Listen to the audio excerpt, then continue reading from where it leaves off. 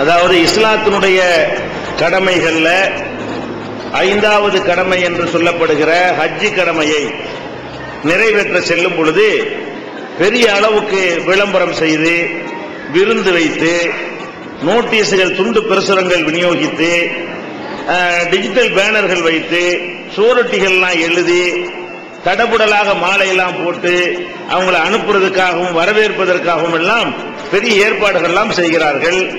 திரும்பி வந்த பிறகு அவங்களை அல்ஹாஜ் என்று ஹாஜியார் என்று சொல்ல வேண்டும் என்று எதிர்பார்க்கிறார்கள்.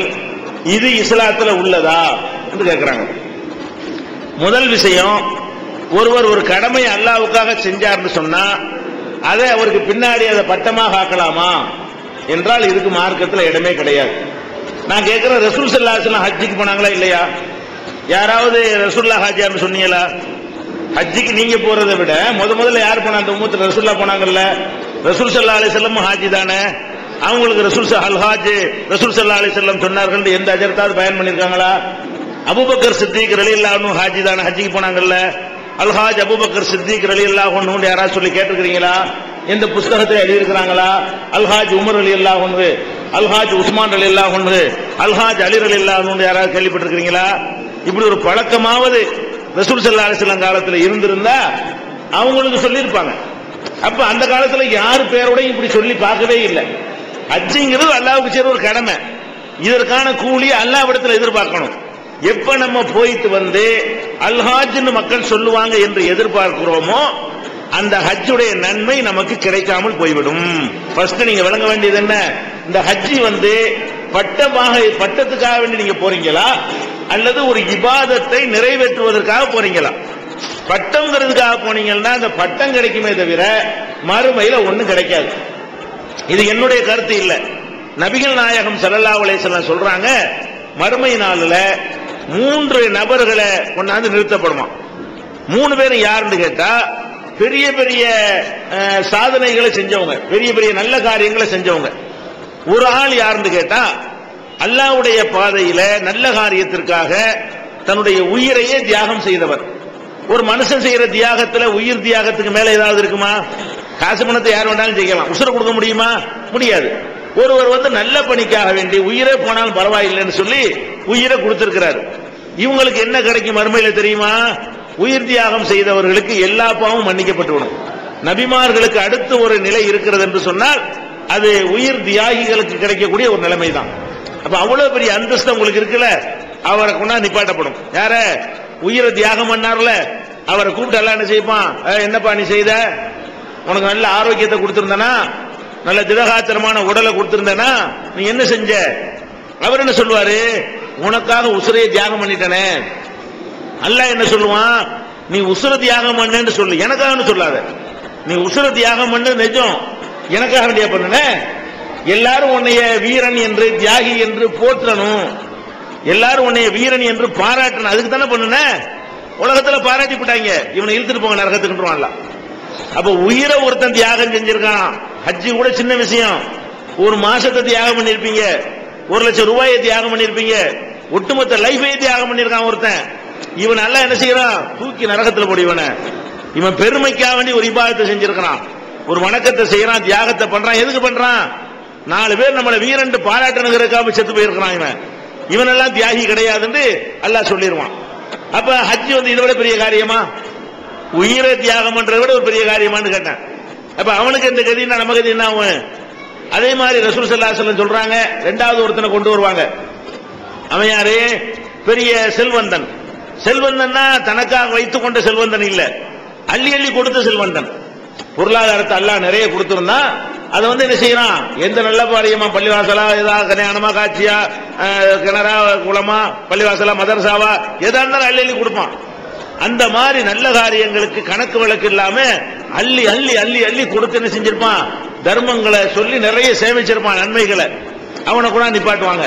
அல்லாஹ் கேட்பானா, ஏன்பா உனக்கு நிறைய செல்வத்தை கொடுத்திருந்தனே, யாருக்கும் கொடுக்காத அளவுக்கு பெரிய வாய்ப்புகள்லாம் தந்திருந்தனே, நீ என்ன பண்ணுன? என்ன பண்ணுனா உனக்கா அள்ளி அள்ளியில கொடுத்தேன் அப்படின்னு அவன் சொல்லுவான். அல்லாஹ் என்ன சொல்லுவான்? அள்ளி அள்ளி கொடுத்தேன்னு சொல்லு, எனக்காக சேர்த்து சொல்லாத. ஏன்னா நீ கொடுக்கும் போது எது கொடுத்த? நம்மளை எல்லாரும் பாராட்டணும், வல்லல்னு சொல்லணும்.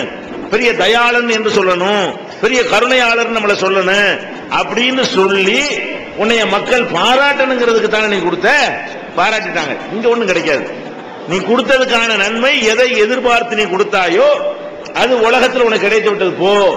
அப்ப பொருளாதாரத்தை அள்ளி அள்ளி கொடுத்தால் நம்மளை எங்கேயோ கொண்டு நிப்பாட்டிடும். மறுமையில் அவ்வளவு மார்க் கிடைக்கும், அவ்வளவு பெரிய அந்தஸ்து கிடைக்கும்.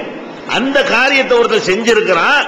காசை சில பேர் விரல வேண்டாலும் வெட்டி கொடுப்பான், காசை கொடுக்க மாட்டான். அந்த காசு மேல நமக்கு அவ்வளவு அடாப்ஷனா இருக்கிறாங்க நிறைய பேர். அந்த மாதிரி ஈடுபாடா இருக்கும்போது காசு அள்ளி அள்ளி கொடுத்திருக்கிறானே சின்ன விஷயமா? அப்படி கொடுத்து இருந்தும் கூட அவனுக்கு என்ன கிடைக்கல? அந்த தான தர்மங்கள் செய்வதற்கான நன்மை அவனுக்கு கிடைக்கவில்லை. இழுத்து செல்லுங்கள் இவனை நல்லா சொல்லிடுவான். அடுத்து யார் கொண்டு வருவான்ல? மார்க் அறிஞர். மார்க் அறிஞரா இருந்து சரியான மார்க்கத்தை சொன்னார்னு வைங்க, இவர் கிடைக்கிற தரஜாவே வேற. அவர் மூலமா 10 பேர் நேர்வழி பெறுவாங்க, அந்த 10 பேர் மூலமா 1000 பேர் நேர்வழி பெறுவாங்க, 1000 பேர் மூலமா 10,000 பேருக்கு மெசேஜ் போவோம். 50 பேருக்கு நேர்வழி காட்டின நன்மை இவனுக்கு போய் சேரும். அவ்வளவு பேருக்கு நேர்வழி காட்டியிருப்பான், அந்த நன்மை இவனுக்கு போய் கிடைக்கும். அப்ப ஒரு ஆள் 10,000 பேருடைய நன்மை அடைவான். சின்ன விஷயம் கிடையாது. மார்க்கத்தை ஒரு ஆள் சரியான மார்க்கத்தை கற்று அதை மற்றவங்களுக்கு சொல்லி கொடுத்திருந்தாரையானால் அவ எத்தனை பேருக்கு அந்த மெசேஜ் போய் நேர்வழிக்கு வந்தாங்களோ அந்த நன்மை எல்லாம் இவனுக்கு கிடைக்கும். அப்படின்னா இவனுக்கு என்னென்ன கிடைச்சிருக்கனே அல்லாஹ் கூப்பிடுவான். என்னையா மார்க் அறிஞர, நீ என்ன பண்ணன? உனக்கு நல்லா மார்க் அறிவு கொடுத்திருந்தனா நீ என்ன செஞ்ச? அந்த அறிவை வச்சுக்கிட்டு அவர் என்ன செய்வாரு? நான் ஊர் ஊரா போனேன், ப்ரோக்ராம் பண்ண, கேள்விபல் நடத்தின, பயான் பண்ண, அது பண்ண, இது பண்ண, அவர் என்னென்ன செஞ்சாரோ அதெல்லாம் என்ன செய்வார்? அவரு அல்லாட்ட சொல்லுவாரு, எல்லாம் உனக்காகத்தான் இவ்வளவு பண்ணுன. அல்ல என்ன செய்வான்? இவ்வளவு பண்ணுன யாரு இல்ல, எல்லா ஊருக்கு தான் போனேன். நீ எதுக்காக போன? எனக்காக போன. மார்க் அறிஞர் எல்லாரும் உன்னை பாராட்டணும், புகழணும். பயங்கரமா அறிவாளிடா, பெரிய சிந்தனை, இதுக்கு தான் நீ போன. அப்ப நீ போய் மார்க்கத்தை சொன்னதுக்கு எதுக்காக போன? உன்னை எல்லாரும் புகழ வேண்டும், பாராட்ட வேண்டும் என்று தானே போன. பாராட்டிட்டாங்க, அங்க கூலி உனக்கு கிடைத்து விட்டது. நீ செய்த சேவைக்கான கூலி உலகத்தில் வள்ளல் என்றும், மார்க்க அறிஞர் என்றும், தியாகி என்றும் உங்க 3 பேரும் கிடைத்து விட்டது. தூக்கி இவனை எடுத்துட்டு போங்கன்றான்ல. அப்ப நம்ம என்ன வழங்கணும்? இந்த ஹஜ்ஜிங்கிற கடமையை அல்லாஹ்விடத்தில் பெரிய தரஜாவை பெற்று தருவதற்குரிய ஒரு கருவி என்று நினைக்கணுமே தவிர இத போஸ்டர் அடிச்சு ஒட்டி நான் ஹஜ்ஜிக்கு போறேன் தெரிஞ்சுக்கிறேங்க. ரசூல் ஸல்லல்லாஹு அலைஹி வஸல்லம் சொன்னாங்க, நான் ரொம்ப எதுக்கு பயப்படுறேன் தெரியுமா? இந்த உம்மத்தை பத்தி பிறர் மெச்சு செய்வாங்க, அதுதான் பயப்படுறேன். ரியா, முகஸ்துதி, பிறர் மெச்சுவதற்காக செய்வது. பிறர் மெச்சுவதற்காக நீங்கள் ஒரு நல்ல காரியத்தை செய்வீங்க, கடைசியில் ஒரு நன்மை இல்லாம போயிருமா, அதுக்கு தான் நான் ரொம்ப பயப்படுறேன்டாங்க. அந்த காலத்தில் வாழ்ந்து கொண்டிருக்கிறோம். அதனால இந்த ஹாஜியார் பட்டம் என்பதெல்லாம் என்ன செய்யக்கூடாது? ஹஜ்ஜிக்கு போனவர்கள் என்ன யாரும் ஹாஜின்னா சொல்லக்கூடாது, அது ஒரு பட்டம் கிடையாது. இப்ப நான் சொல்றேன், ஒருத்தர் தொழுகிறாரு, தொழுகையாளிக்கு அரபில் என்ன முசல்லின்னு பேரு. அப்ப தொழுகிறாள் முசல்லின்னு சொல்லுவீங்களா? அல் முசல்லி இப்ராஹிம் சாஹிப் சொல்லுவீங்களா? அப்ப முசல்லின் அல் ஹாஜினா ஹஜ்ஜி செஞ்சவர், அல் முசல்லினா தொழுகிறவர். அப்ப நான் இத்தனை தொழுவ போகிறேன் நோட்டீஸ் அடிச்சு விட்டுருவீங்களா? நான் இப்போ லோகர் தொழுவ போகிறேன், லோகர் தொழுவத்து வந்த நல்லடியார வருக, இதெல்லாம் நடக்குமா? ஜக்காத்து கொடுத்தா நான் ஜக்காத்து கொடுக்க போகிறேன், இதெல்லாம் முடிஞ்சு வச்சுக்காத. செஞ்ச அமலுக்கு நன்மை இல்லாம போயிடும். நீங்க பெருமை அடிக்கிற உலக விஷயங்களை பெருமை அடிச்சு தொலைஞ்சா அது சின்ன குற்றமாயிரும். இபாதத்திலேயா பெருமை? அல்லாஹ்வுக்கு செய்யற வணக்கத்திலேயா பெருமை? அதெல்லாம் கூடவே கூடாது. இது என்ன செய்யணும்? கவனத்துல வச்சுக்கிறணும். அடுத்ததாக இந்த நோட்டீஸ் அடிக்கிறது, விருந்து வைக்கிறது, இதெல்லாம் இந்த பெருமையுடைய பின்னணிலாம். அதுதான் நான் முதல் இதை சொன்னது. எதுக்காக நீ விருந்து வைக்கிறீங்க? ஹஜ்ஜிக்கு போறதுக்கு எதுக்கு விருந்து வைக்கிறீங்க? மார்க்கத்தில் ஹஜ்ஜிக்கு விருந்து உண்டா? ரசூல் ஸல்லல்லாஹு அலைஹி வஸல்லம் ஹஜ்ஜிக்கு போனாங்களே, மக்கள் எல்லாம் கூட்டினா ஹஜ்ஜிக்கு போறேன் வாங்க உங்களுக்கு விருந்து தரப்போறேன்னு சொன்னாங்களா? இல்ல. அல்ல ஊர் புறம் தம்பட்ட அடிக்க சொன்னாங்களா? அதுவும் சொல்லவே இல்லை. நம்ம என்ன பண்றோம்? ஹஜ்ஜிக்கு போறாதான் அவருக்கு மாலையை போட்டு ரயில்வே ஸ்டேஷன்ல பார்த்தா அன்னைக்கு இறங்குறோம், 300 பேர் 400 பேர் நிக்கிறாங்க, நம்ம மக்களா நிக்கிறாங்க. என்னடா 2 பேர் ஹஜ்ஜிக்கு இறங்குறாங்களா ட்ரெயின்ல? இதை வரவேற்கிறதுக்காக வேண்டி பயங்கரமான அவங்கள வரவேற்கிறாங்க. நீ யாருக்கும் சொல்லாம யாருக்கா தெரியுமா? இவன் விரும்புறான். அதை முதல்ல மெசேஜ் அனுப்பி இந்த மாதிரி வரப்போறேன், நல்லா விளையாட்டு கூட்டிட்டு வந்துருங்க. அப்படி எப்ப அவுட், எல்லாம் அவுட், எல்லாமே நெஞ்சிறேன், அவெல்லாம் வீணா போயிடும். அடுத்தது நீங்க பார்க்கணும், ஹஜ்ஜிங்கிறது இப்ப ஹஜ்ஜுடைய செலவு மட்டும்தான் ஹஜ்ஜிக்கு வரணும். நீங்க யாருக்கும் சொல்லாம போனீங்கன்னு வைங்க, ஒரு 90,000 80,000 ரூபாயில ஹஜ்ஜிக்கு போயிடலாம். கவர்மெண்ட்ல ஹஜ் கமிட்டி மூலமா போனா எவ்வளவு வரும்? ஒரு ஆள் ஏ கிளாஸ்ல போயிட்டு வர்றா கூட 90 ரூபா தான் வரும். இந்த கொள்ளையடிக்கிற தனியார்ட்ட போனா தான் உங்களுக்கு 2 லட்சம் ரூபாய் வாங்கி போடுவாங்க. நமக்கு குழுக்கள்ல போனீங்கன்னா ஹஜ் கமிட்டில போனா சர்வீஸ் நல்லா இருக்கு, காசும் ஒரு ஆள் போற காசுல 2 ஆள் போயிடலாம். இப்ப ஹஜ் கமிட்டில நம்ம கூப்பன் வாங்கி பதிவு பண்ணோம்னு சொன்னா 70 ரூபாய் சி கிளாஸ் வரும், பி கிளாஸ் 80 ரூபா வரும், ஏ கிளாஸ் 90 ரூபா வரும். ஏ கிளாஸ் நீங்க எடுத்தீங்கன்னு சொன்னா சகல வசதிகளும் அப்படியே ஹரமுக்கு பக்கத்துல ஆர்காட் பில்டிங்ல கொண்டு போய் போட்டுருவாங்க. எல்லா வசதியோட ஹஜ் செஞ்சுட்டு வரலாம். இப்ப 70 ரூபாய் 80 ரூபாயில செய்யற ஹஜ்ஜ வந்து நீங்க விருந்து போட்டு பழக்கி, போர்ஸ் அடிச்சு பழக்கி, அதுக்கு இன்னும் செலவை ஏத்துனீங்கன்னு சொன்னா அது ஒரு 50 ரூபா வந்துருமா இல்லையா? ஒரு சின்ன விருந்து 50,000 வருமா வராதா? ஒரு சின்ன ஒரு 500 பேரை கூப்பிட்டு விருந்து கொடுத்தோம்னு சொன்னா 50,000 வந்துடும். அது எல்லாம் சேர்த்து நோட்டீஸ் போஸ்ட் எல்லாம் சேர்த்தோம்னு சொன்னா, அப்ப அந்த மாதிரி எல்லாம் நீங்க பார்க்கும் பொழுது ஹஜ்ஜுடைய செலவுல அதுவும் சேருதா இல்லையா?